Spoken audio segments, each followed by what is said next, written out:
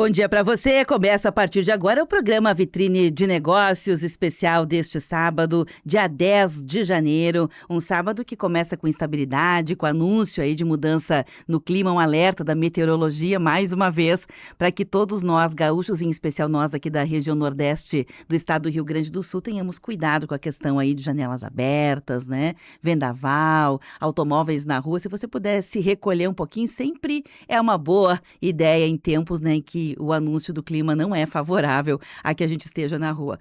É assim que a gente começa, né, com esse clima, com esse astral sobre o clima, mas não menos trazendo informações importantes, mostrando cenários, tendências, a economia, como ela se faz aqui na Serra, aqui no estado do Rio Grande do Sul, a partir, né, do programa Vitrine de Negócios, com o oferecimento de Sicoob Vale do Vinho. Vale a pena conhecer o cooperativismo financeiro e quanto mais gente fazer parte, maior será a transformação. É mais que uma escolha financeira, é o Sicoob Vale do Vinho. Faça parte. Concorra a mais de R$200 mil na promoção de prêmios da CDL no patrocínio ao programa. Hoje, sábado, a gente convidou uma figura que é muito conhecida em Caxias do Sul pelo trabalho desenvolvido e talvez... acho que posso dizer sem medo de errar, inaugura com pioneirismo o profissionalismo da responsabilidade social alguns anos atrás, quando o termo ainda era uma novidade. A gente poderia fazer uma comparação com responsabilidade social, que foi naquela época, com aquilo que hoje é o ESG. Daria para a gente fazer uma comparação assim similar. São coisas novas que vão mudar a cena de como se faz negócios, da importância do impacto, do entendimento do impacto que os negócios têm nos seus ecossistemas. Estou falando da Giannini Jeremias Pacholski, que está ao vivo conosco. Giannini, que alegria! Muito bom dia para você. Bom dia, Beverly. É sempre muito bom estar aqui contigo, né? E falar com os ouvintes da rádio, que é tão querida para nós também aqui em Caxias, né? Giannini, eu vou só parafrasear, porque a gente vai desenvolvendo essa conversa aqui. Já fiz uma comparação que talvez seja o grande pilar da nossa conversa, né? Uhum. Aquilo que abre um leque, né, da responsabilidade social há anos atrás, hoje comparativo com o ESG, mas também não em qualquer lugar, né? A Giannini, ela se fundamentou numa das maiores empresas, hoje chamado Grupo, né, Randon Corp, né, as empresas Randon Corp, e dentro da Randon Corp, onde ela fez escola, né, trabalhou representando a empresa em várias entidades, cunhou o próprio nome como um carimbo na área da responsabilidade social do terceiro setor, e obviamente também alguém que se qualificou, porque foi uma caminhada, né, uma caminhada que lhe rendeu prêmios, lhe rendeu reconhecimento. São quantos anos, hein, Janine, trabalhando? 30 anos o ano que vem, quando eu saio, justamente no mês que eu entrei, que foi dezembro de 96, eu sairei da empresa em dezembro do ano que vem, aliás, deste ano, com 30 anos de empresa. Uau! E foi ali que tudo aconteceu, né? Isso. Janine, me conta um pouquinho da tua história. Algumas pessoas vão saber, né, da Giannini. Eu tenho certeza que o terceiro setor, de uma forma geral, conhece de cor e salteado o nome da Giannini Pacholski, mas não é só isso. Várias outras empresas também, várias instituições que são da organização da sociedade civil também já te reconheceram com medalhas, com honrarias. Sei que tu representas também este viés, né, da responsabilidade social empresarial em vários organismos oficiais também, governamentais e não governamentais. Me conta como é que tudo isso começou, Janine. Na verdade, assim, quando eu entrei na Randon, foi para coordenar um programa de prevenção ao uso de drogas, e nada acontece na vida, a troco de nada. Eu sempre digo que eu acho que eu tive um grande anjo da guarda, porque na primeira vez que eu fiquei desempregada na minha vida, fui convidada por uma amiga psicóloga para fazer um trabalho voluntário com um grupo de alcoolistas. Funcionava no Hospital Delmese, junto com o Dr. Milton Bertelli, que era um gastro aqui de Caxias, super reconhecido, e ele entendeu que ninguém tinha problema de estômago, aliás, que os alcoolistas normalmente que iam se queixar com problema de estômago, o problema deles era o álcool. E o Dr. Milton, então, resolveu tratar a pessoa e não o estômago. E com isso ele criou um grupo de profissionais que pudessem atender esses pacientes iniciais dele, mas com grupos de fala, com grupos de família junto, enfim, e a gente criou, então, que esta psicóloga me convidou para compor esse grupo como assistente social. E eu ainda pensei, quando ela me fez o convite, porque era para trabalhar como voluntária, todas as quartas-feiras tinha que estar lá, né? Voluntário tem que assumir o compromisso e não faltar. E eu fiquei trabalhando. Inicialmente eu pensei, tá, ela sabe que eu estou desempregada, vem me convidar para trabalhar como voluntária, né? Mas vamos lá, não estava fazendo nada também, assim, só estudando na paralela. Trabalhei com ela 8 meses, abri uma vaga na Randon para assistente social, me candidatei com 28 outras colegas, e a única que tinha experiência no tratamento, na condução de dependentes químicos era eu. E Uau! era justamente o que a empresa estava precisando naquele momento, que era cuidar um pouco mais dos seus funcionários com dependência química. E eu não sabia, quando eu fui concorrer à vaga. E fui selecionada, então, assim, o trabalho voluntário foi o que abriu a porta para esta entrada no grupo empresarial que hoje eu trabalho, né? E trabalhei 12 anos, então, além de outros programas, porque no primeiro ano entrei como assistente social, no ano seguinte passei a coordenar a Fundação Abramo Randon, que é de assistência social e saúde, né, para o trabalhador e sua família, e dentro da fundação, então, tinham outros programas e desdobramentos, mas sempre o acompanhamento do projeto que a gente criou, que se chamava Viver de Bem com a Vida. Criamos uma comissão na empresa com segurança do trabalho, com pessoas de várias áreas, e esta comissão definia ações para trabalhar a qualidade de vida de quem não era dependente químico, e também tinha o viés do tratamento, que aí nós tínhamos psiquiatra, psicólogo, nós, assistentes sociais, aí criamos uma equipe de 5 assistentes sociais que conduziam esse trabalho com as famílias e com o funcionário dependente químico, e aí começou um trabalho já voltado para a responsabilidade social da empresa, porque tudo que não é obrigatório por lei a empresa fazer, mas ela faz, a gente fala que é responsabilidade social. É o a mais. É o a mais, porque o que é lei é, né, tá estabelecido, não pode ser propagandeado como responsabilidade social. Mas, de qualquer forma, sempre que se atua desta forma, quando a lei não exige, mas a empresa entende que tem um papel com relação ao funcionário, ao cliente, ao fornecedor, ao governo, à comunidade, e a empresa resolve fazer algum projeto de apoio nessas áreas, além do que é de lei, é responsabilidade social. Então, nesta caminhada, eu, né, vim de RH na época, para quando fiz uma especialização, inclusive contigo, né? Que foi minha colega em responsabilidade social e empresarial, nós propusemos fazer na empresa ah, um planejamento estratégico, daí já lá em 2007, depois de todos esses programas de RH, um planejamento estratégico para a responsabilidade social corporativa.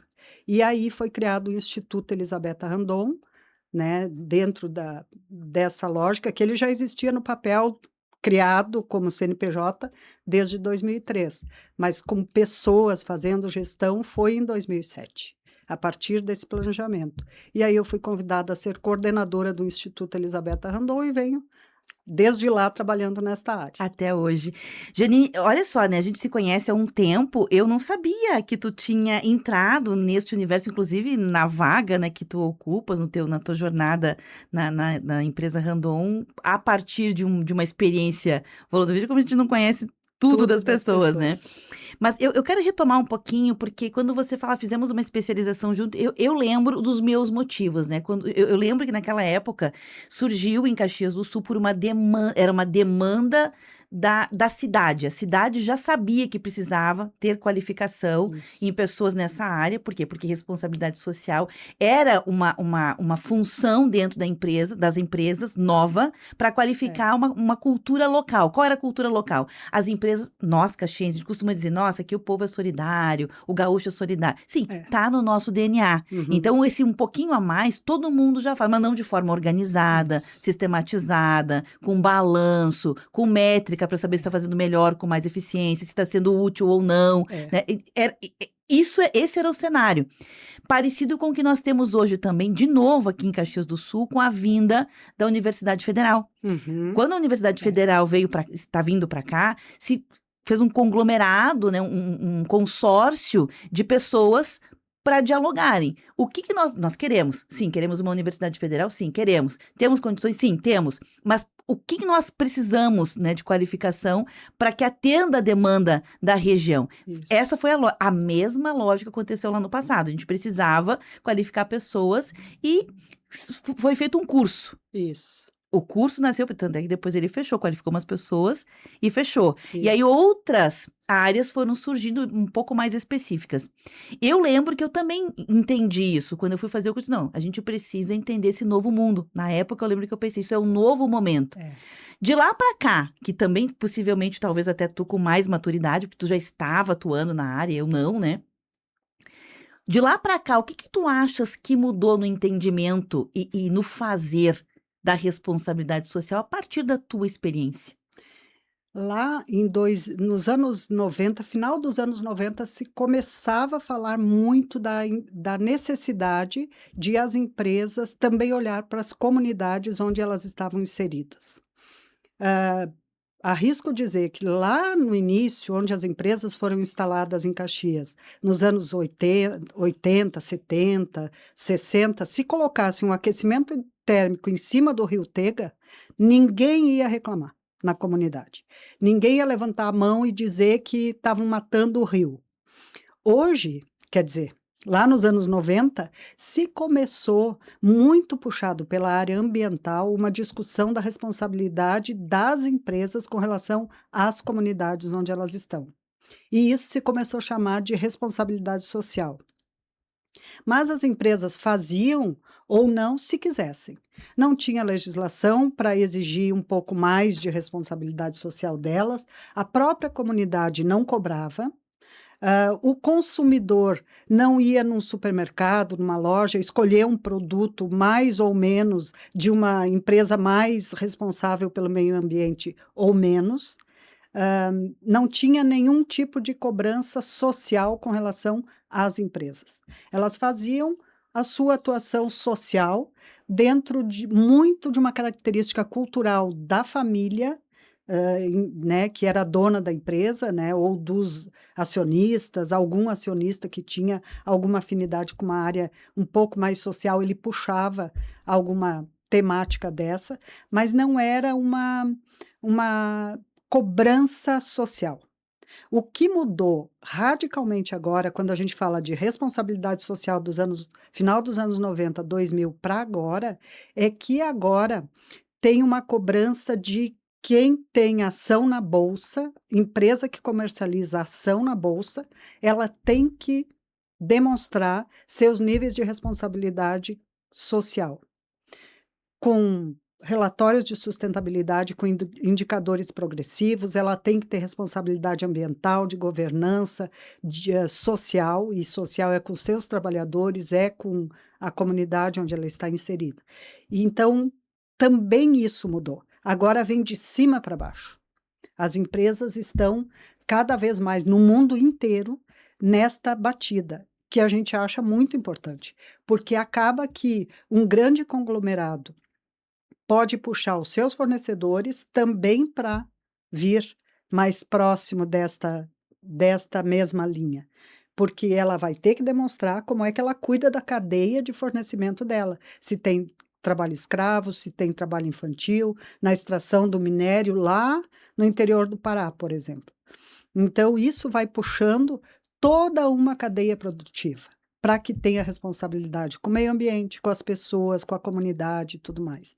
Claro que as empresas não têm que eu faço integração dos novos funcionários toda semana, e eu pergunto para eles assim: "Se vocês aqui fossem diretores das empresas e tivessem o poder da caneta para definir onde vamos colocar dinheiro da empresa para nossa comunidade ser melhor, onde você colocaria? Que problema você enxerga em Caxias? Que a empresa poderia colocar recursos. E você?" E aí eles começam a opinar: "Ah, eu acho que eu ia colocar um lugar aí para tirar essas pessoas que estão na rua. Eu colocaria nos hospitais, eu na escola, para melhorar o ensino", e enfim.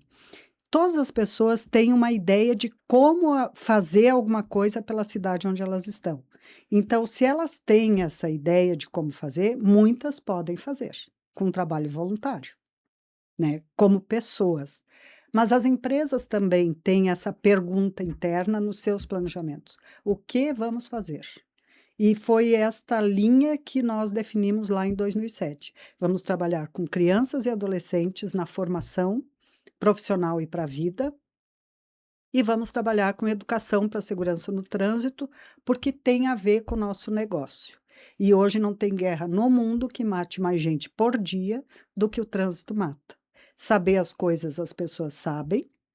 Eu pergunto também na integração, quem é para explicar o programa, né, quem aqui tem carteira de motorista? Aí levanta a mão, eu disse: "Vocês estão na lista de quem pode matar alguém, é isso, né?". Estamos de acordo. Aí todo mundo fica meio desconfortável. Eu disse: "Não, porque saber que não pode pegar o celular enquanto dirige, todos sabemos. Se pegarmos, poderemos estar assumindo o risco de matar alguém, porque o celular tira a atenção da pessoa". Aí as pessoas começam a entender por que que a gente tem esse programa. Porque conhecer não quer dizer que tu vai fazer. Nossa, que Conhecer interessante. o errado não quer dizer Aham. que tu não vá fazer o errado. É a Eu sei força. que droga faz mal e pode ser que eu não, graças a Deus, mas pode ser que as pessoas optem mesmo assim, né, por usar. A força do engajamento, né, É, de mobilizar as pessoas para uma causa. Janine, eu sei que tu tens formação em serviço social, que é tua primeira formação, mas de lá para cá, obviamente, você veio fazendo essas jornadas. Essa que nós falamos da responsabilidade social é uma pós, né, foi uma especialização, você fez outras depois também, mas você fez uma segunda formação em direito. E por que que eu estou linkando isso? Porque não existiam legislações, mas hoje existe. E muito. muitos dos programas, eles precisam estar em sintonia com a legislação, até porque a própria empresa, obviamente, ela deve ter lá no seu plano orçamentário um valor, um percentual, né, dos seus dividendos para essa área, para esse setor, Isso, que é o da responsabilidade social. Mas isso não deve cobrir tudo, deve precisar de outros aportes. E existe, né, aquilo que a gente chama do bolo de todo mundo, do bolo do cidadão, que fica lá disponível para programas, para projetos, para captação de recursos. Como te levou, né, o direito te levou por causa disso, tu foste para o direito por causa disso, e hoje como tu olhas, porque a gente entende que já que estamos num Brasil de puxadinho, né, não é aham, diferente que o terceiro setor e a própria responsabilidade social ainda seja uma cultura de puxadinho, isso. que às vezes não sabe usar a legislação para aquilo que precisa e é legítimo, né. Isso mesmo.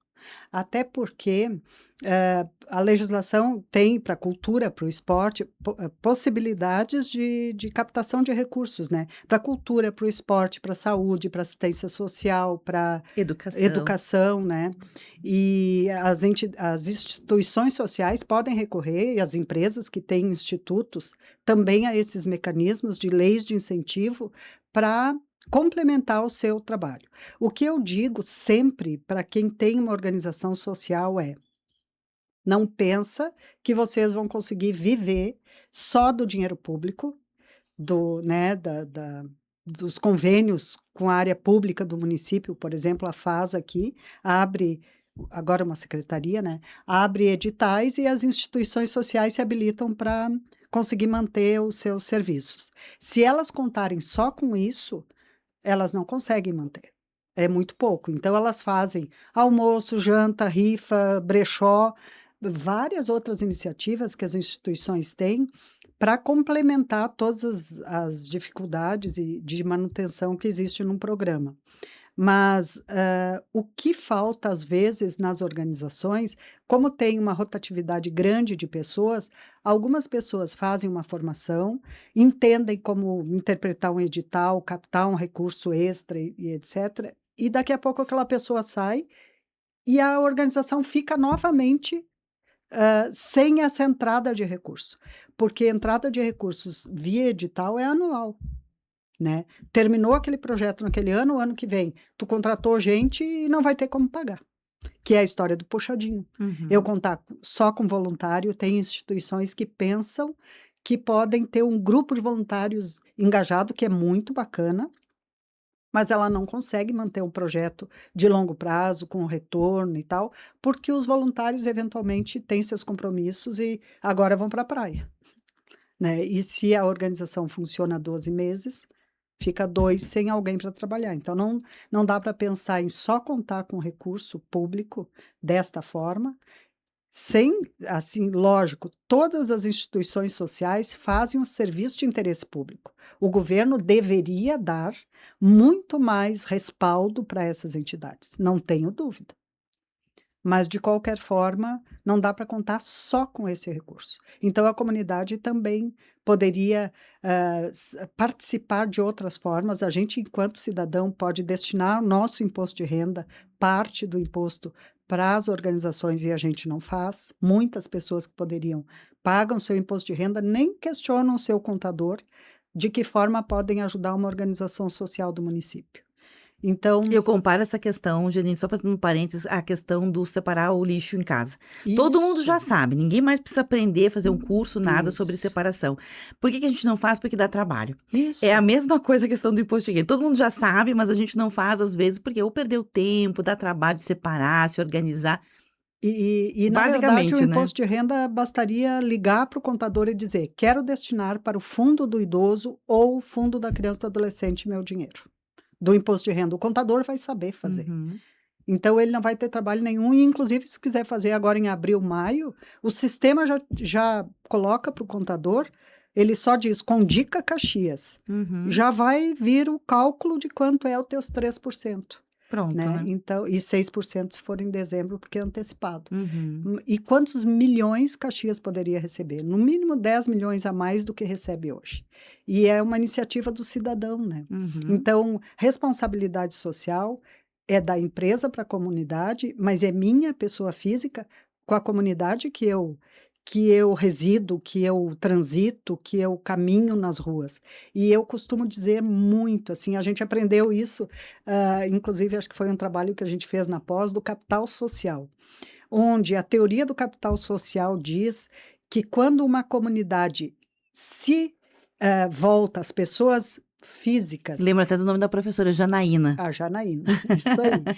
Quando as pessoas físicas se voltam para a sua comunidade, saindo do seu mundinho protegido, porque tem gente que pensa, né, Beverly, que se eu moro numa casa com grade, câmera, Dois cerca banheiros. elétrica, tem um carro blindado, eventualmente tem pessoas com carro blindado, acham que estão protegidas. Uhum. Um dia, elas ou os filhos vão nos bares por aí, na saída, podem ser assaltados e podem ser mortos, porque uma comunidade violenta vai te achar onde tu estiver.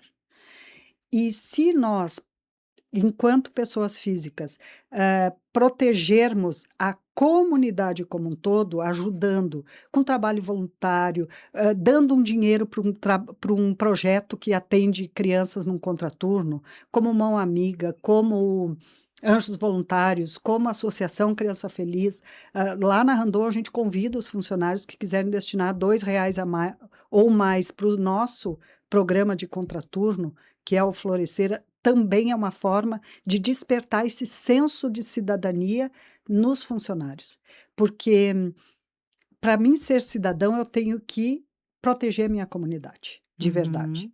Eu vejo alguém colocando fogo num lixo, num lixeiro aí da Codeca, não é da Codeca, é meu, é do meu imposto, ele está botando fogo no recurso que eu pago imposto. Então, eu tenho que denunciar, eu tenho que chamar a polícia. Não existe nada que aconteça numa comunidade que não seja meu também. Responsabilidade de todos, né? E isso é responsabilidade social. Então, a empresa exercita isso. Nós temos, assim, muitos programas de muito longa data, com indicadores maravilhosos. E depois eu vou entrar num assunto um pouco mais polêmico com relação a como algumas pessoas veem a matança de jovens Uhum. envolvidos no tráfico, né? Que tem gente que achou, nossa, maravilhoso que mataram cento e tantas pessoas no Rio de Janeiro, numa comunidade, numa intervenção da polícia. Tem gente que disse que ainda bem que mataram aquela bandidada. Isso eu considero uma visão um pouco mais míope do olhar para a comunidade. Porque aqueles jovens que foram mortos, na maioria jovens, e que são os que morrem nas cidades em função da guerra do tráfico, eu, como assistente social, não posso concordar que foi bom que aquelas pessoas morreram, que bom que a polícia matou. Porque se eu olho como a gente consegue resgatar dentro do programa Florescer, que eu venho acompanhando desde 2002, no nascimento dele, quando o seu Raul Randon veio com essa ideia de ter um programa que atendesse crianças que estivessem em situação de vulnerabilidade na comunidade. Ele nunca pensou só nos funcionários, porque ele dizia: o funcionário ganha o seu salário, ele tem como pagar uma vizinha para dar uma olhada no seu filho e tal, mas e aquele que o pai está preso, a mãe está na rua usando droga? Quem é que está cuidando dessa criança? Então, ele veio com essa discussão para a empresa e a gente entendeu o que ele queria, e aí foi criado o programa Florescer com esta visão. Então, hoje, a gente tem indicadores que esta mesma família do pai que está lá preso, eventualmente envolvido do mundo da droga, e a mãe está lá ainda usando droga e deixando os seus filhos à mercê daquela comunidade, andando para lá e para cá, daqui a pouco adotado por outro amigo do pai dele. Aquela criança que veio para nós, hoje nós temos coordenadores na Randon. Nós temos pessoas que fizeram o Florescer conosco, que estão fazendo odontologia, que são farmacêuticos, que foram para outras áreas e que saíram daquele mundo que a família vinha, e eventualmente não só de um caso tão dramático assim, mas às vezes de pobreza geracional mesmo, de um avô subempregado, de um pai subempregado que nunca teve carteira assinada e que daqui a pouco já estava levando um menino de 8, 9 anos para fazer os bicos com ele numa construção lá para servir água para os colegas. E ele veio para o Florescer e hoje ele ganha lá uma remuneração 10 vezes maior do que o pai dele ganhava. Então, ele conseguiu furar a bolha da pobreza geracional. Ele não foi mais um subempregado na vida. Rompeu o ciclo, né? Então, a gente entende que aqueles mortos lá no Rio de Janeiro, o que faltou foi 2, 3 gerações atrás, políticas públicas muito, muito mais do que 3 gerações, talvez, de políticas públicas que dessem conta daquela periferia desassistida. Agora, Janine, agora tu trazes uma perspectiva, uma dimensão que era o que eu queria te perguntar. A gente falou um pouquinho sobre essa questão. Eu disse, né, que eu comparo a questão da destinação do imposto de renda com a separação do lixo, porque dá trabalho. E o que eu quero dizer com o dá trabalho é simplesmente levantar o telefone e avisar o contador. Isso, para algumas pessoas, já é um trabalho. Porque na cabeça de algumas pessoas, bom, eu já pago, já faço a minha parte, não quero saber de mais nada, é só o que me interessa, porque é aquela coisa do círculo do teu próprio umbigo, que é um jeito de pensar o mundo. Esse mundo já não existe mais, a gente pode achar que ele existe, mas ele não existe mais.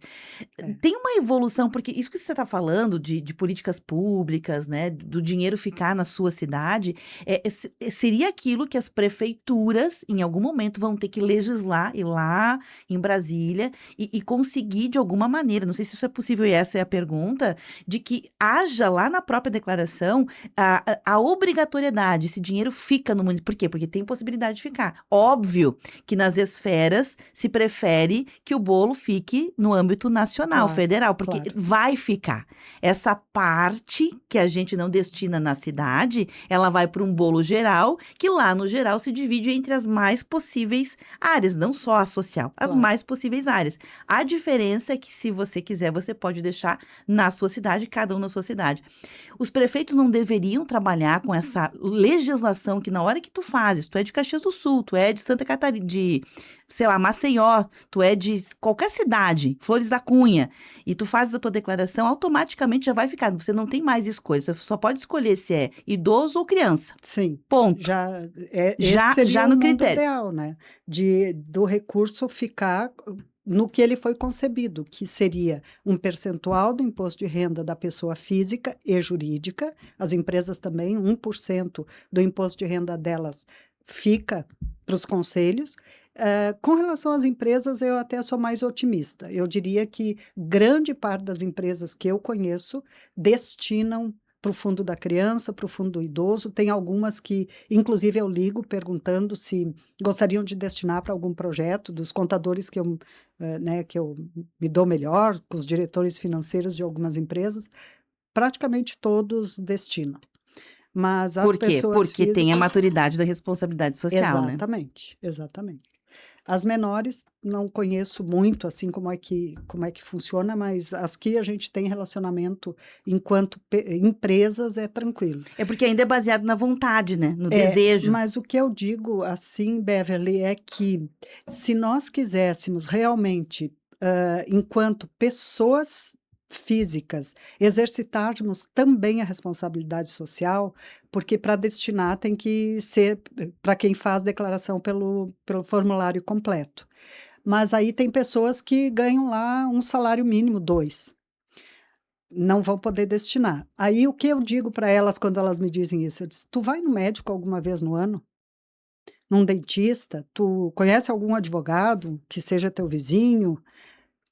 Tu pode exercitar a tua responsabilidade social pedindo para ele destinar, porque tu vai estar fazendo um papel social de responsabilidade com todas as entidades que atendem idosos no município ou crianças. Aí as pessoas se dão conta que responsabilidade social é mais fácil do Sim. que se imagina, que não é só para as grandes corporações, que nós também temos. É como eu me responsabilizo por essa sociedade da qual eu faço parte, né. Muito interessante. São 9h08, eu até passei um pouquinho aqui do intervalo, porque não queria te cortar nesse assunto. A gente está conhecendo um pouquinho aqui o jeito de pensar, a trajetória da Jeanine Pacholski, trazendo também assuntos que são atuais, importantes, porque é uma jornada de trabalho, né, de 3 décadas da Jeanine. Ela já anunciou, né, que está se encaminhando aqui para um fechamento nessa carreira, né, nessa linha de atuação. Isso. E, obviamente, fica um legado com discussões importantes, porque não termina, né, a porta não fecha. A É. gente vai fazer um intervalo, Janine, um pouquinho só, e a gente volta na sequência. Quem quiser interagir conosco, tem o WhatsApp 999530616, o telefone 3220-9400, esse é o Vitrine de Negócios.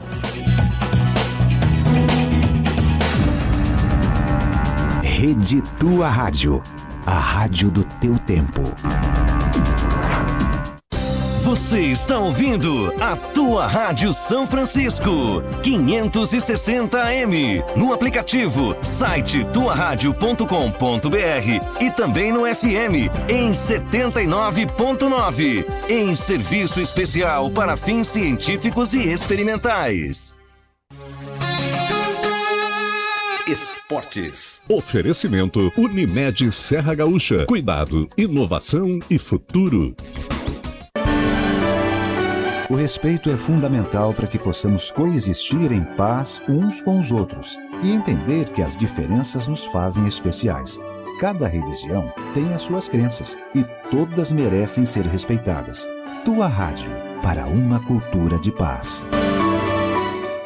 Ser Caxias é ser desportista e um bravo orador. O acesso ao Estádio Centenário entra em uma nova fase, mais ágil, mais seguro, mais moderno. A entrada será feita exclusivamente por catracas com tecnologia de reconhecimento facial. O cadastro é simples e pode ser realizado pelo aplicativo de sócios da Ser Caxias ou pelo site da Minha Entrada. Antecipe seu cadastro e garanta acesso ao Centenário. Da senda da glória.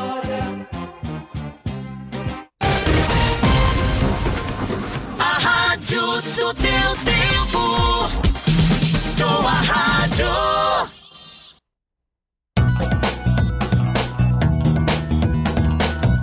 9h11, esse é o programa Vitrine de Negócios, hoje conversando, né, com a coordenadora do Instituto Elisabetta Randon. É a função que ela executa hoje, mas daria para dizer tantas coisas, né, que a Jeanine Jeremias Pacholski já fez na sua jornada de 30 anos atuando na Randon Corp, né, hoje Randon Corp.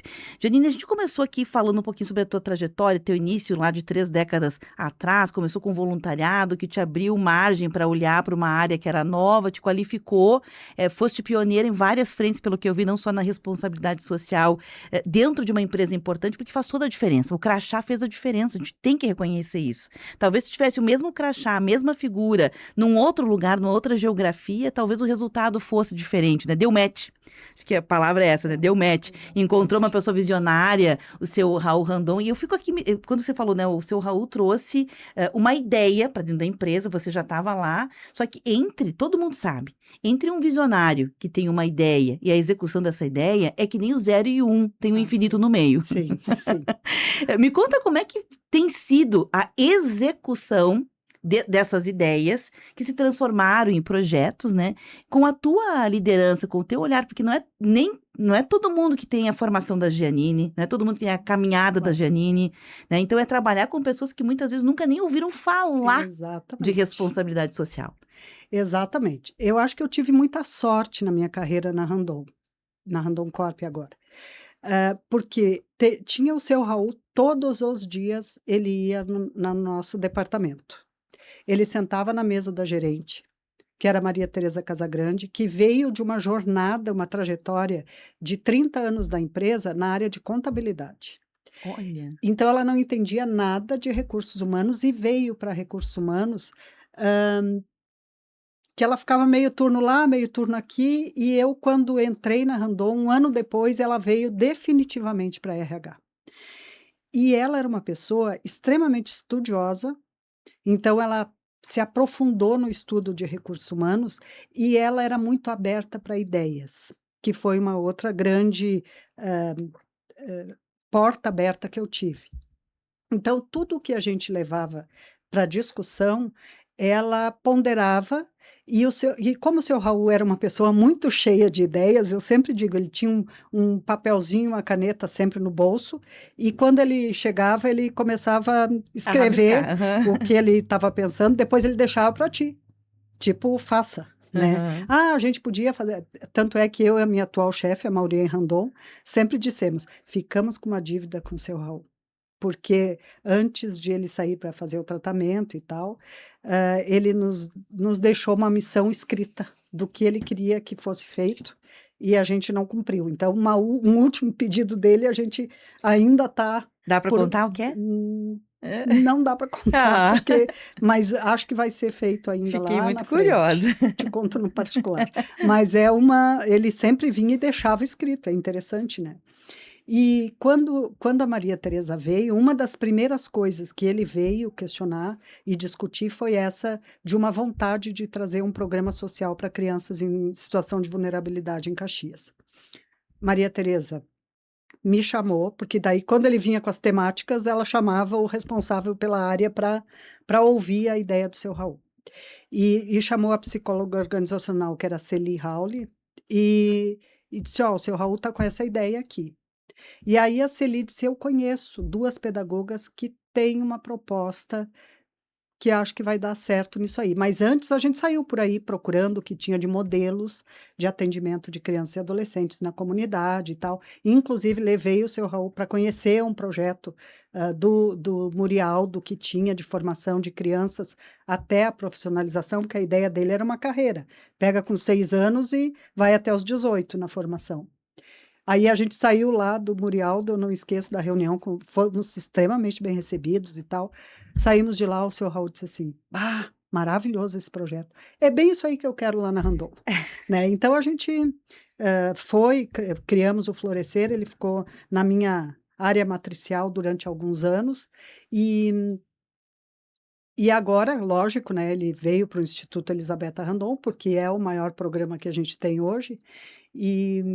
E o Florescer tem sido um projeto muito bem exitoso. É um case de Inclusive, sucesso, né? A gente tem franquias sociais que dão escala a esse programa, né? Temos uma em Maringá, em Bento Gonçalves, em Vacaria, já tivemos em outras cidades também. Então, é uma forma de dar escala ao programa. E essa trajetória veio muito em função, assim, da Maria Tereza, como gerente, validar as coisas. Então, como é que começou esse mundo da responsabilidade social nos anos 90? O Instituto Etos no Brasil era um Instituto Etos de Responsabilidade Social. Ele convidou muitas empresas brasileiras para se associarem e pensar na responsabilidade social. E para isso ele dava para a gente um direcionador que era um questionário do faço ou não faço determinadas práticas. E aquilo foi para nós uma descoberta de um mundo novo. Eu lembro que quando isso começou, o Instituto Etos começou a chamar as empresas e começou a chamar inclusive as grandes, aquela confusão que a gente falou lá no início, né, de que muitas empresas foram, inclusive, se cadastrar para fazer marketing. Que ainda que, né, todo esse tempo passou, ainda tem uma confusão entre mostrar para turista ver ou mostrar como transparência, que são coisas diferentes, né? Claro. Não, e para fazer, tu tem que ter resultado de longo prazo, não é uma festinha na praça para fazer uma ação global. Isso não é responsabilidade social, né? Tem que ter programas estruturados com resultado, com mudança na vida das pessoas e tudo mais. E o Instituto Etos, ele vinha com um questionário muito interessante. Vocês têm um código de ética na empresa? Ah, não temos, vamos criar. Então, puxamos o código de ética. O primeiro, eu coordenei o projeto. Maria Tereza, super aberta, a gente levava os resultados desse questionário e dizia: olha, as grandes empresas no mundo têm, né, minimamente um balizador de conduta ética para os seus gestores e funcionários e tudo mais. É importante e tal que a gente esteja também alinhado com isso. Criamos lá em 98 já o nosso primeiro código de ética para a corporação. Que é diferente do código de posturas, né? Isso, diferente. Eu sempre traduzo assim, agora mesmo na integração da semana passada, eu falei para os funcionários: todos os comportamentos que vocês forem ter, se vocês gostariam de ver divulgados na capa do jornal Pioneiro, vocês teriam orgulho ou vergonha? A sua família teria vergonha ou orgulho daquilo que vocês fizeram que fosse manchete num jornal? Vai mais ou menos por aí que tu não erra muito no comportamento ético. E daí criamos, então, o Código de Conduta Ética, que era esse o nome inicial. Depois veio também como questionamento do Etos se a gente tinha alguma preocupação com o funcionário no momento de final de carreira. Sim ou não? Temos programas para isso ou não? Ou a gente só trabalha e chega um dia e manda embora a pessoa, de uma hora para outra? Ah, a gente não tem um programa que prepare. E aí começamos a avaliar que nós tínhamos um grande número de pessoas que tinham 25, 30, 40 anos de empresa. Então, tu imagina tu trabalhar, no meu caso, 20, 30 anos de empresa, levanta todos os dias, vai na mesma hora na empresa, volta 5 da tarde em casa e tal. Daqui a pouco, chega um dia o teu chefe diz: infelizmente não vai, né, não vai mais dar para ficar e tal. E de uma hora para outra tu vai embora depois de 30 anos sem preparo nenhum. E agora, desde 2005, então, muito influenciados também dentro daquele alinhamento de responsabilidade social empresarial, vamos criar um programa para trabalhar o funcionário e sua família para esse desvínculo. E é um programa que assessora os funcionários durante 2 anos para esse desvínculo da empresa e a pessoa tem a oportunidade de escolher, depois dos 60 anos, quando ela quer sair. Eu, por exemplo, defini dezembro de 2026 vou sair da empresa. Então, já estou me preparando desde o ano passado, enfim, com uma formação maravilhosa dentro do programa, que eu coordenei nesses primeiros anos até 2008. Tu coordenou e agora tu tá usando o programa. Isso, eu sou uma das usuárias Que com muito legal. orgulho, assim. Eu trouxe essa ideia, então, do programa baseado naqueles indicadores etos de preparar as pessoas, né? Ele existe desde 2005. Então, a gente foi criando programas, o de prevenção ao uso de drogas, que foi o primeiro que eu coordenei na empresa, que foi aquele que eu fui contratada para assumir. E tem o programa de inclusão de deficientes, porque a legislação ia mudar e eu trouxe essa dentro do planejamento estratégico, a gente faz um planejamento estratégico prevendo mudanças em legislações e tudo mais, para que a empresa possa ir pensando o que ela pode fazer também para chegar lá. E nós tínhamos umas notícias que, ainda bem, né, as federações de APAES, todos os grupos que trabalham com deficientes tinham uma pressão muito forte com os deputados para a mudança na legislação da cota de deficiente para empresas. Porque antes, deficiente era considerado, por exemplo, quem tem uma perda auditiva é deficiente. Quem perdeu qualquer falange de qualquer dedo era deficiente. E a empresa ocupava isso como cota. E quando aí eles começaram a questionar que deficiente tem outros níveis um pouco mais agravados e que esses não tinham acesso ao mercado de trabalho. E a legislação tinha tudo para mudar, porque era muita pressão social em cima dessa mudança, através de federações de deficientes e tal. E a gente trouxe da nossa área de bem-estar esta informação para a empresa, dentro de um planejamento estratégico, que nós precisávamos fazer adaptações físicas, porque a empresa não tinha elevador, a gente não tinha piso podotátil, a gente não tinha Nada para adaptar nenhum outro tipo de deficiente com mais necessidades. E a partir daí a gente começou um programa chamado Incluir, em 2004, para que a gente pudesse fazer toda uma adaptação arquitetônica na empresa para então que essa lei tinha gente que pagava para ver também, há de se dizer isso. Não, vamos esperar mudar, vamos ver como é que vai ser.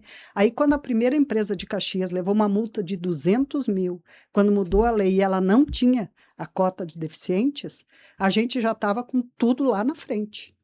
Então, essas coisas de entender da legislação, de trazer... Agora, por exemplo, nós estamos fazendo um planejamento estratégico, eu fiz parte este ano, de um grupo que nós fizemos um estudo para até 2050, o que a gente imagina que vai ter de impacto no nosso plano de saúde, com relação às mudanças tecnológicas, com tudo que vai ter, em todas as áreas, na área ambiental, na área social, e aí, a partir dali, a gente vai desenhando o planejamento estratégico até 5 anos. Nos próximos 5, o que a gente tem que fazer... E assim né? sucessivamente. E assim, então, a nossa gurizada lá do Qualificar, por exemplo... dentro desta mudança no mundo do trabalho, nós temos que ter muito mais foco no mundo digital, porque eles vão ter que entender de robô, humanoide trabalhando. Então, a especialização da mão de obra até 2050 vai ser outra, que não é a de agora. Mas se a gente não consegue fazer uma projeção também de longo prazo, e não dá para correr atrás depois. É abrir a picada, né? Vai abrindo a picão esse Isso. novo caminho. São 9h24, eu vou mais uma vez fazer um intervalo na retomada aqui, conversando com a Janine Jeremias Pacholski, ela que é coordenadora, né, do Instituto Elisabetta Randon, ela que é uma das pioneiras, tem uma grife, né? Janine Pacholski, que é uma grife em responsabilidade social, eu digo para nossa região, mas talvez, se a gente olhar com mais minúcia, com mais cautela, talvez não só para nossa região, né, seja uma referência no Brasil. É muito orgulho, né, saber que é uma pessoa que está aqui conversando com a gente e nem todo mundo conhece, por isso a gente está trazendo esse destaque. Logo depois do intervalo, a gente retoma esse assunto, tem tanta coisa para conversar com ela, a gente volta já já.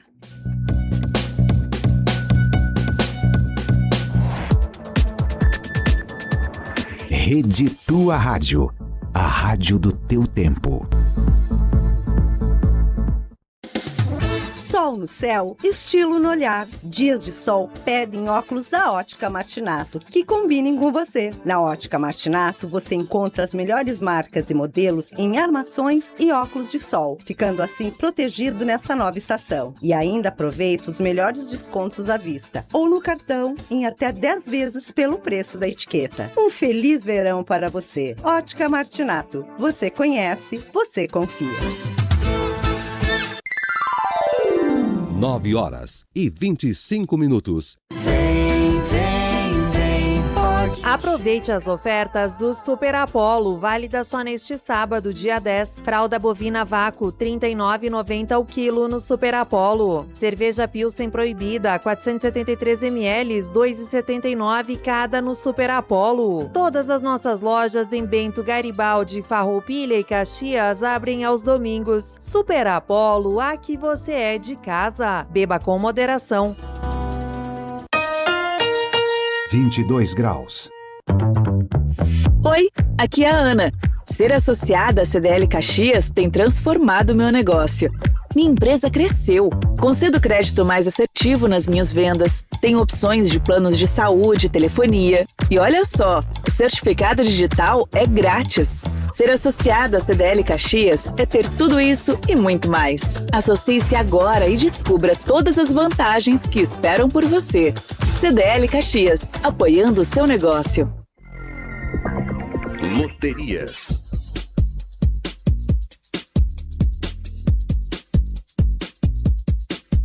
Duas apostas acertaram as 15 dezenas do concurso de número 3.582 da Loto Fácil. As dezenas sorteadas foram 02, 05, 06, 07, 08, 09, 10, 11, 12, 13, 16, 18, 23, 24 e 25. Cada aposta acertadora levou o prêmio de R$1.056.879,12. Já a estimativa de prêmio do próximo concurso, realizado hoje dia 9, é no valor de R$1.800.000.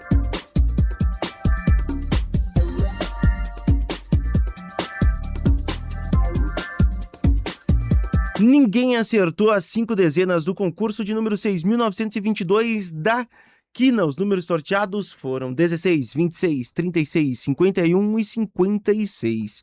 Já as apostas que tiveram 4 acertos foram um total de 76 apostas ganhadoras, cada uma levando o prêmio de R$ 4.432,35. A estimativa de prêmio do próximo concurso, realizado hoje, dia 9, é no valor de R$ 2.300.000.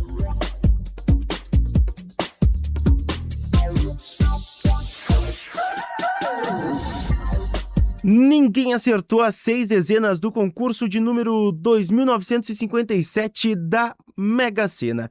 Os números sorteados foram 19, 28, 36, 37, 48 e 52.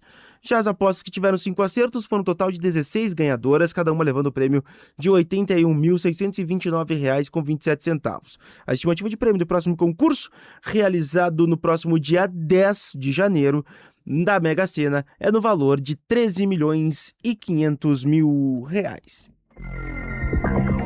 Loterias.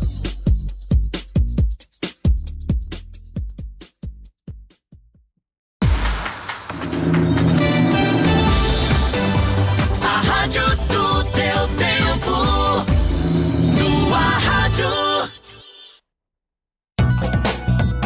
9h29, programa Vitrine de Negócios, conversando com a Giannini Jeremias Pacholski, com o oferecimento de Sicoob Vale do Vinho. Vale a pena conhecer o cooperativismo financeiro e quanto mais gente fizer parte, maior será a transformação. É mais que uma escolha financeira, o Sicoob Vale do Vinho, faça parte. Concorra a mais de R$200 mil na promoção de prêmios da CDL. Para quem estranhou, né, esse programa normalmente ele tem a minha presença, né, tradicional, mas ele é conduzido pelo comendador Luiz Antônio Cuyava. Ele tá de folga hoje. Dei folga para ele hoje, ainda é temporada de recesso, de férias. Um abraço a ele. Giannini, você falou em algum momento sobre essa questão, né, do que aconteceu no Rio de Janeiro. Até disse, trago polêmicas, né? Que é aquela ideia também que criou um esteio no inconsciente coletivo de que bandido bom é bandido morto, que comunidades violentas têm que ser eliminadas, que manda prender todo mundo, cortem-lhe as cabeças. É uma cultura, né? Que ela veio, mas ela começa a perder o sentido já há alguns anos, e a gente começa a entender melhor, né? A gente começa a entender melhor. E aí a gente começa a entender também que responsabilidade social dentro de uma empresa, sim, é negócio. Também é negócio, porque as pessoas estando bem, o meu negócio vai funcionar melhor, o dinheiro vai ser melhor para todo mundo, né? Então, estamos falando também de dinheiro, parece que não, mas também estamos falando de dinheiro. E nesta feita tem um case interessante que você conheceu recentemente, né? Eu sei que outras empresas de Caxias do Sul têm feito um trabalho também, um tema de casa, e foram até Medellín, né? Lá conheceram de dentro a iniciativa. Né, que é diferente, você ouviu a palestra, né, dos dois gestores lá e do Jean, né? É diferente, você foi lá e viu. O que mudou, o que você viu, o que hoje cola com o que está acontecendo no mundo e com o que a Randon Corp faz? Na verdade, assim, Medellín foi uma das melhores viagens que eu já fiz. Porque quando tu viaja sem um guia, é diferente. E nós fomos com 2 guias, né, que é o Jean e o Santiago, que estiveram dentro da transformação da cidade mais violenta do mundo, que era Medellín, na época do Pablo Escobar, aquele monstro, que tem gente que acha que não foi, que ele era o pai, mas ele foi um monstro, que ele destruiu milhares de vidas, de famílias, de pessoas, de crença de uma comunidade, por causa de dinheiro, vindo da forma mais suja que existe, que é da droga, que destrói famílias. Eu que trabalhei com dependentes químicos 12 anos, acho que não existe nada mais nefasto numa família do que a droga. E esta cidade, que foi a mais violenta do mundo, foi transformada justamente pelo excesso de violência decorrente da droga, que chegou no fundo do poço e a comunidade entendeu que não dava mais para proteger aquele monstro e acabaram entregando ele. A partir dali, as comunidades eclesiais de base, os grupos organizados na comunidade tomaram a força de dizer: não queremos mais uma cidade que a gente não tem liberdade, que os nossos filhos são mortos em praças públicas por quem decide que eles não devem mais viver. Porque era o narcotráfico matando, eram as milícias matando, era a polícia matando os jovens da cidade. Naquela guerra urbana que era em Medellín. E estes grupos todos organizados de igrejas, de comunidades, de centros comunitários, começaram a se reunir entre eles e discutir que cidade queremos. Vamos chamar o prefeito aqui, vamos chamar os vereadores aqui, e destas reuniões que começaram nas comunidades, começaram a ser ampliadas com reitores das universidades, com empresários, com grupos de empresários, representados como se fossem aqui em Caxias pela SIC, pelo CDL, pela MOB Caxias, se fosse aqui, todos sentam até hoje numa grande arena mensal de mais de 1.000 pessoas, onde todo mundo, os representantes, têm direito à voz igual. Então, um líder comunitário tem o mesmo direito de falar do que o prefeito, o mesmo tempo e espaço de pensar a cidade. E todos pensam o planejamento orçamentário da prefeitura juntos. Onde vamos investir, em que bairro vamos investir, com que tipo de estrutura nós vamos colocar naquele bairro para que aqueles jovens possam, no contraturno, ter uma atividade. E aí eles construíram, ao longo desses 20, quase 30 anos, uma Medellín que hoje é considerada cidade educadora, uma das cidades mais visitadas da América Latina, com nível de segurança que a gente anda em qualquer rua à noite sem medo de assalto, né? Que fomos lá 5 dias transitando, telefone na mão, o tempo todo, tirando foto, caminhando. A gente caminhava de 10 a 12 quilômetros por dia nas vilas, nas favelas, na periferia. Em momento nenhum fomos abordados. E eu vi, numa cidade de 2.700.000 pessoas, um morador de rua, uma pessoa dormindo na rua. E nós vimos, escondido no meio de um matinho, lá numa praça, um moço lá fumando um cigarro de maconha. Foi o que a gente viu de droga e de pessoa na rua, foi uma pessoa. Uma cidade de 2.700.000 pessoas. Mas, assim, eles têm uma estrutura de cidade para os cidadãos, pensada coletivamente. E eu acho que a saída para a gente dessa violência, quando eu falei do Rio de Janeiro, que eu olhei aqueles mortos com uma dor no coração, por entender que eles são fruto de um descaso do governo, de um descaso da sociedade, que deixou gerações de pessoas chegarem naquele nível de vulnerabilidade. Assim, vulnerabilidade extrema, onde o tráfico de drogas domina o Rio de Janeiro hoje. Todo mundo sabe. Né? Tem bairros que tu tem que ter permissão, eles mandam, eles andam na rua com fuzil, enfim, e isso é fruto de um descaso da população e dos governos, de gerações e gerações atrás.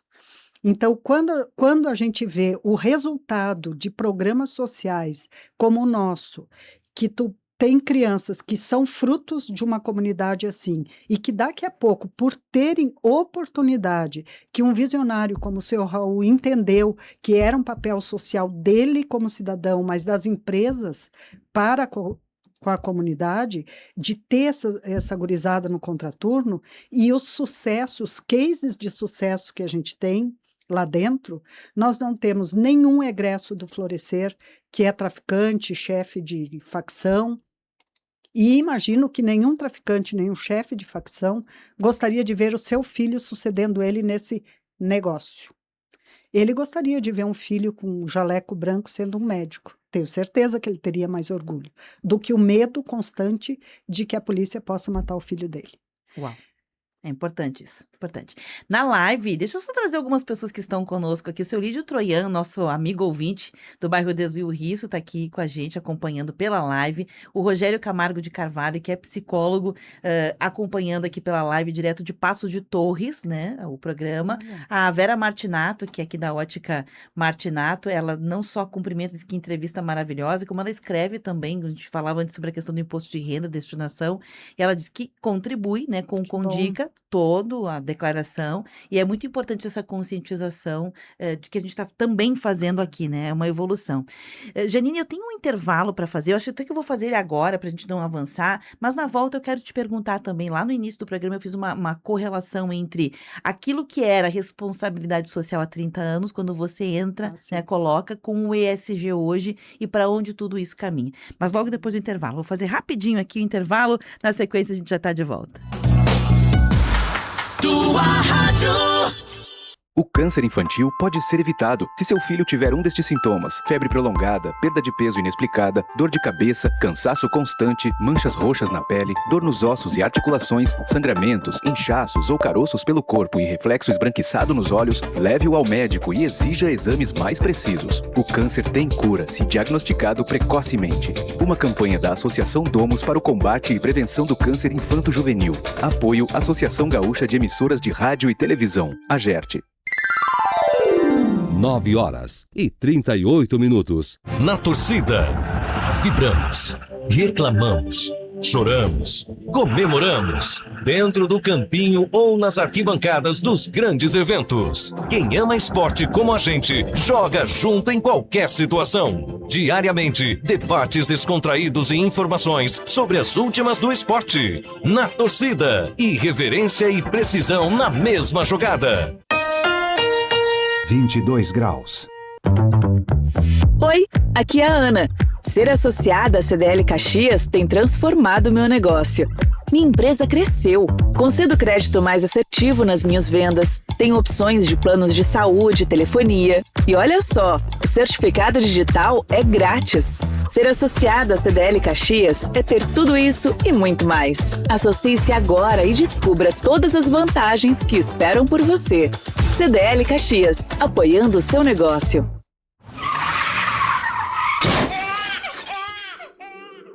Tem silêncios que doem mais do que qualquer buzina. No trânsito, a pressa pode fazer você perder quem ama. E nenhum lugar vale esse risco. Desacelere. Seu bem maior é a vida. Uma parceria com a Rádio Senado e Rádio Câmara. Eu senti culpa. Eu senti medo. Eu senti vergonha. Eu senti raiva. Eu fui uma vítima. E você? Já se sentiu assim?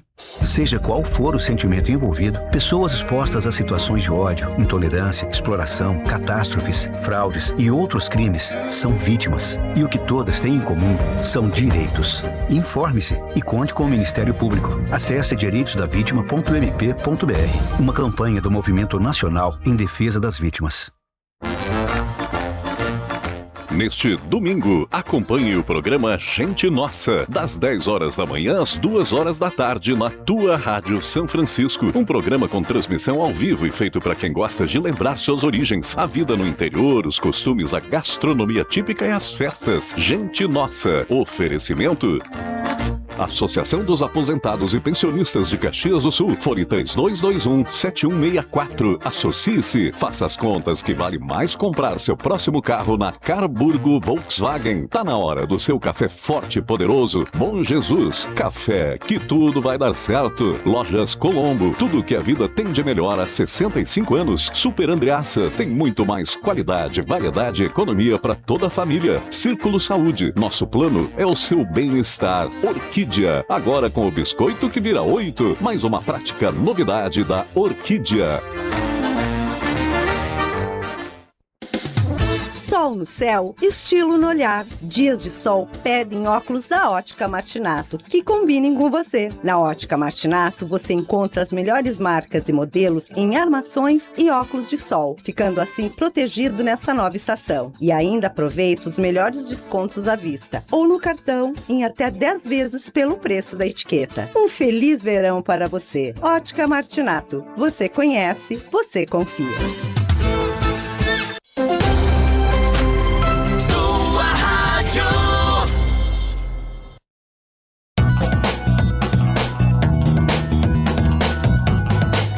9h42, retomando, este é o programa Vitrine de Negócios, agora no último bloco, conversando com a Giannini Jeremias Pacholski.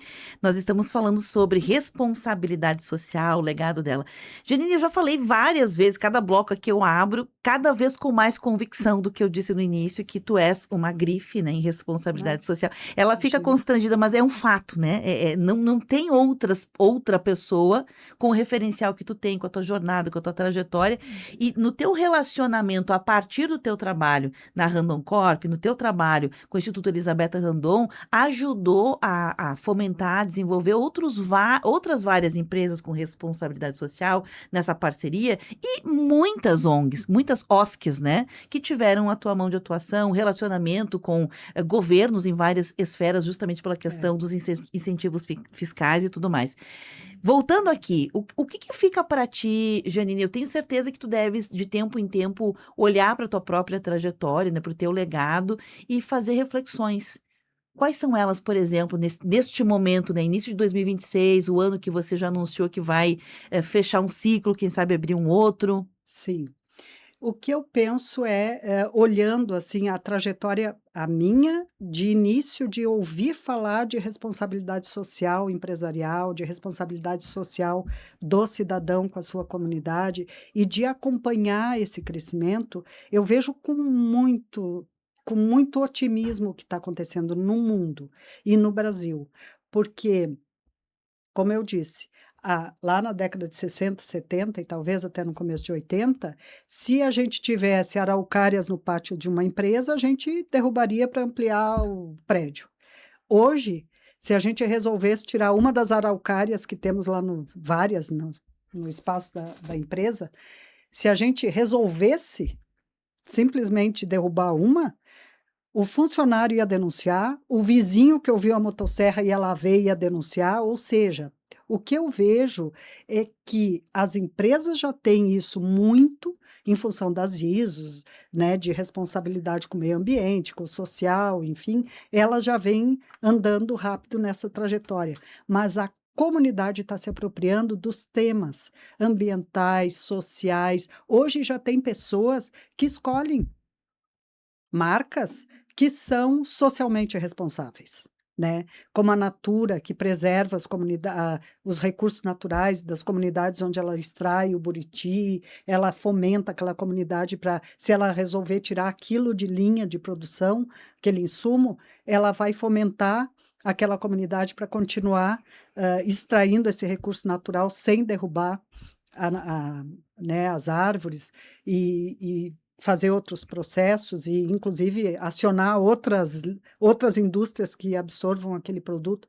Então, as empresas já vêm trabalhando em economia circular, de fomentar a empregabilidade das pessoas, de recicladores, de cooperativas de recicladores. Agora tem uma lei também para reciclagem, que as empresas destinam recurso de imposto para que as reciclagens possam se equipar melhor e trabalhar mais profissionalizadas. Se a comunidade tivesse muito mais bom senso na hora da reciclagem do seu lixo, cada pessoa na sua casa, os recicladores teriam muito menos acidentes, muito menos... eles se cortam, eles se machucam, as pessoas misturam no lixo doméstico caco de vidro, não acondicionam adequadamente. Então, eles são fundamentais. As empresas estão entendendo o quanto dá para trabalhar com a economia circular, fomentando várias cadeias, com o que antes ia literalmente para o lixo, agora não vai mais.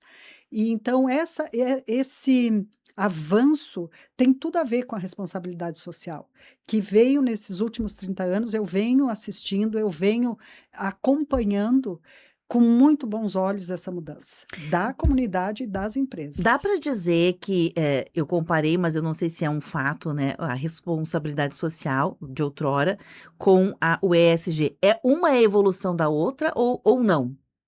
Sim, sem dúvida, porque se começou a falar de responsabilidade social puxando justamente essas questões de que a empresa olhasse para outros atores com os quais ela se relaciona, que não é só cliente, né? Muitas empresas tinham lá nos seus princípios cliente em primeiro lugar, lucro e tal. Muitas tinham isso. Se tu pegar lá os princípios das empresas da década de 70, 80. Hoje, elas já incluem nos seus princípios a questão da sustentabilidade, da qualidade e inovação, elas incluem outras coisas que têm a ver com todos os seus públicos de interesse de relacionamento. Só o lucro não sustenta uma empresa, né? Só a atuação direto com o cliente. Ela tem que se relacionar e tem que ter respostas para todos os stakeholders que ela se relaciona. Comunidade é um deles. E quanto mais a empresa consegue, e já tem indicadores, inclusive, que a bolsa do mundo inteiro, das bolsas todas de valores, elas têm um comparativo de pesquisa que as empresas que realmente assumiram o ESG como prática, que é cuidar do ambiente, da governança e do social, elas têm mais lucro, elas atraem mais funcionários, elas têm menos turnover, as pessoas saem menos dessas empresas, porque elas têm orgulho de trabalhar numa empresa que não se preocupa só com o cliente, que é o rei, continuará sendo, porque senão a empresa não tem lucro, né? E daí também só trabalhar sem lucro. A questão é a proporcionalidade, né? Uma vez era elas 80, conseguem ampliar, né? Exatamente. Janine, obviamente, nós estamos aqui na retinha final, eu te perguntei muitas coisas da tua carreira, né? Mas hoje também com a própria evolução do entendimento de responsabilidade social, de recursos humanos, do ESG, um pós-pandemia, todo mundo entendeu que nós não conseguimos dissociar áreas da nossa vida. A gente até pode, pedagogicamente, olhar para uma, para outra, mas a gente é uma coisa só, né? Somos únicos. Dentro dessa linha de raciocínio, né, a Janine Pacholski, há 30 anos atrás, entra uma e certamente em dezembro vai sair outra, né? Pessoas, líderes visionários, você teve aí o privilégio de trabalhar diretamente com várias lideranças, não só o seu Raul, você pontuou na tua jornada outras pessoas, hoje mais a Maurien, né? A Maurien, que é uma pessoa maravilhosa. Maravilhosa, quem a conhece sabe, até falava aqui para Janine da minha admiração também por essas figuras, né? Queria te perguntar sobre isso, quando tu olhas, né, para essa dimensão da tua alma mesmo, né? Não só a profissional, mas a pessoa que tu te torna neste momento, linkado com os teus fazeres, o que tu achas, assim, que se sobressai e que pode ser útil pra gente também? Muitas pessoas me perguntam assim, por que tu vai sair da Randon? Por que tu definiu agora essa saída? Tu poderia ficar mais tempo, a política da empresa permite, né, que eu pudesse ficar mais tempo. E aí eu sempre digo o seguinte, que a gente também tem que saber que a nossa vida tem o espaço do trabalho, tem o espaço do relacionamento familiar, né? Eu sou casada com um homem maravilhoso, super apoiador. Loristan sempre me apoiou. Eu viajo muito, eu saio, imagina se eu tivesse um marido ciumento, né? Vou em reuniões, enfim. E tem o espaço da espiritualidade, que eu cultivo muito, e tem o espaço do relacionamento social, dos amigos e tudo mais. E isso a gente precisa ter um círculo que seja mais equilibrado também, porque a vida é finita e a gente não sabe até quando vai. Então, não dá para mergulhar só no trabalho e pensar que, né, vai até quando. Eu preciso também de mais espaço. Cheguei a uma conclusão, não preciso de muito dinheiro há muito tempo. Então, essa luta por subir na carreira e ter outros cargos nunca foi uma meta. Preciso viver bem, preciso ter um recurso para ter qualidade de vida, mas também não preciso morrer trabalhando em busca de só recurso financeiro. Tendo isso em vista, eu posso desacelerar, trabalhar com outras coisas. Eu sou vice-presidente da Parceiros Voluntários, eu tenho outros envolvimentos na comunidade e eu posso também trabalhar de outra forma. Inclusive, Randon sempre vai estar no meu coração, com certeza foi da minha carreira profissional, a APA e a Randon são as duas, né, empresas, os dois locais de trabalho que eu mais me realizei. Mas a gente precisa também dar um pouco de atenção em outras coisas, porque um dia todos partiremos. E a gente precisa partir com realização. A realização profissional, essa, para mim, eu tenho plena certeza de que eu já já tenho, assim. Vou levar no coração sempre toda essa construção, esses relacionamentos que eu fiz ao longo da vida. No Rio Grande do Sul, eu andei muito em função da rede de parceria social. Tenho grandes amigos em entidades, em Camaquã, descobri onde fica o Alegrete, né? Eu viajei muito em função dos projetos sociais e esses relacionamentos eu continuo mantendo na minha vida. Então, eu acho que é essa construção, né? De relacionamento, de espiritualidade, de vida familiar, de vida profissional. Mas a vida profissional eu tenho, assim, uma realização muito grande pessoal. Daria para dizer, Janine, te escutando, que aquilo que você aplicou na tua trajetória profissional, agora tu aplica na tua vida. Com certeza. Esse equilíbrio, né? Essa questão toda. Interessante, é aí. um novo jeito de olhar a nossa existência no mundo, né? Depois de tudo que a gente viveu na história mais recente, né? Quando morrer, tem que pensar, o que eu fiz valeu a pena? Tudo que Pronto. eu fiz, acho que na vida familiar, profissional, enfim, de relacionamentos, valeu a pena. Obviamente, quando tu estiveste lá em Medellín e as pessoas fizeram a pergunta e reproduziram, né, várias vezes o como eles fizeram, né, o passo a passo deles, que um dos processos era que cidade queremos, né? E aí, a Isso. partir dessa resposta, da busca por respostas, eles fazem as transformações. Certamente você trouxe isso para ti também. Que cidade tu queres, Janine? Tu parou para pensar nisso?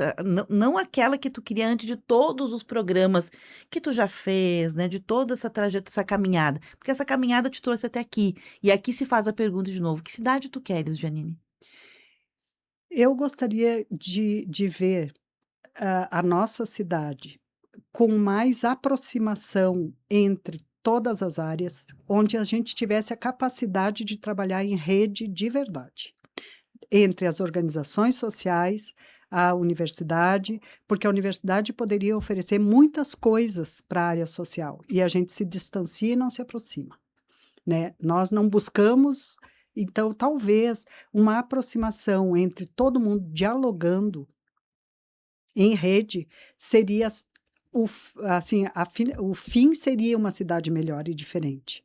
A gente ainda não tem isso e seria, assim, bem dentro de uma, talvez, utopia, um grande fórum de debate mensal para a cidade que queremos e eu, né, com certeza estaria participando disso. Estamos tentando fazer isso em Caxias, na vinda de Medellín, esse grupo, mas a gente sabe das dificuldades porque não é muito fácil reunir, né, vários agentes e várias personas num ambiente que a gente consiga convergir, né, para esse pensamento, porque ainda tem pensamentos de que bandido bom é bandido morto, a gente ainda tem diferenças de pensamentos. E pensar numa cidade mais inclusiva, mais justa, mais igualitária, menos violenta, não é fácil. Então, quando a gente deixar de ter extremos e que não sei como, tem pessoas que inventam coisas uma das outras, né, e colocam em redes sociais e se ocupam disso. Ao invés de se ocupar disso, se a gente conseguisse, por exemplo, no próximo debate político que vamos ter o ano que vem, pensar num Brasil melhor, com políticas públicas melhores, a gente ia ter uma cidade melhor. Né? Mudança de cultura, né? Quero encerrar o programa te oportunizando, Janine, refletir ou até dar dicas aqui, porque a gente falou muito dessa tua atuação e parece, entre aspas, que ela é deslocada de negócio, né? Todo mundo já sabe que responsabilidade social e ESG é uma parte importante dos negócios, mas isso se transforma também em negócio para outras áreas que vão para além, né, das fronteiras, dos muros de uma empresa. Muitas pessoas começando um ano com empreendimento, independente do tamanho, se é pequenininho, se é um MEI, se é uma empresa do Simples, se é uma empresa com funcionário, sem funcionário, independente, quem está começando um negócio, na tua visão, e não é que queira, acho que a palavra não é queira, porque vai ser uma necessidade, né? Colocar dentro do seu fazer, dentro do seu jeito de ser, a responsabilidade social, o que precisa fazer? Em primeiro lugar, cada empresa ela tem um segmento que ela pode atuar dentro daquele segmento. Nós, se a gente for olhar, a ideia do seu Raul inicial era vamos tirar crianças da rua em situação de vulnerabilidade dentro do que a gente possa. Mas muitas empresas vêm com institutos empresariais vêm para nós com essa pergunta. Às vezes, numa visita de benchmarking, eles estão começando um instituto. Que linha eu posso ir? Ou não precisa nem ser um instituto. O que eu sempre digo é: faça alguma coisa que tenha continuidade e que tu possa medir um resultado a longo prazo. Não gastar dinheiro com uma ação pontual no ano. Que seja uma coisa pouca, ou apoiando alguma instituição que já faça, que você acredita, e que tu possa influenciar os teus colaboradores para que eles também destinem algum recurso ou tempo para escolher uma determinada entidade social, se a empresa é pequena, mas que possam ir lá prestar um serviço de uma manutenção, de uma limpeza de pátio, porque pode ser um serviço voluntário, mas que desperte nas pessoas da empresa e, né, na gestão essa sensibilidade para a atuação social. Então, isso pode ser através de uma destinação de imposto, pode ser um dinheiro de caixa anual, pode ser pouco, não precisa muito. Tem programas, por exemplo, o Pró-Social no Rio Grande do Sul, tu pode destinar um percentual do imposto do ICMS para projetos sociais em Caxias.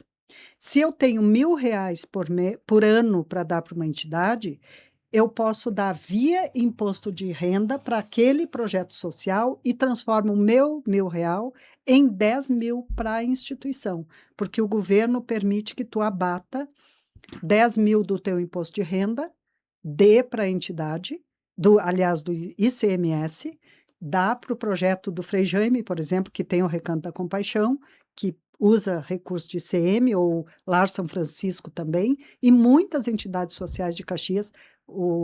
Agora, Anjos Voluntários está com um projeto aberto nessa área de ICM, quem quiser destinar também.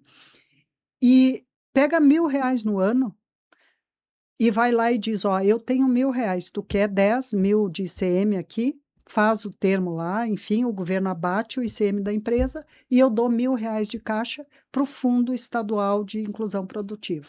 Então, assim, R$ 1.000 não vai fazer falta para nenhum empresário, por menor que ele seja, seria R$ 100 por mês, e ele pode estar ajudando com 10 mil do seu imposto para aquela empresa.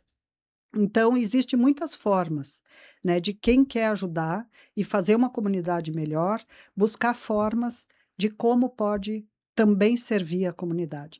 Quando a gente serve a comunidade, a gente recebe de volta, como eu digo, uma sociedade, uma comunidade menos violenta, mais justa, mais inclusiva, de pessoas melhores no relacionamento, também, porque tem a questão da cidadania, né? Quando eu coloco som alto no meu carro e atrapalho a vizinhança, quando eu estouro foguete e desconsidero que na minha vizinhança tem idosos, tem autistas, tem animais, isso é falta de cidadania, né? Então, quando a gente pensa na comunidade, a gente pensa no todo e pensa nas outras pessoas e não só na gente.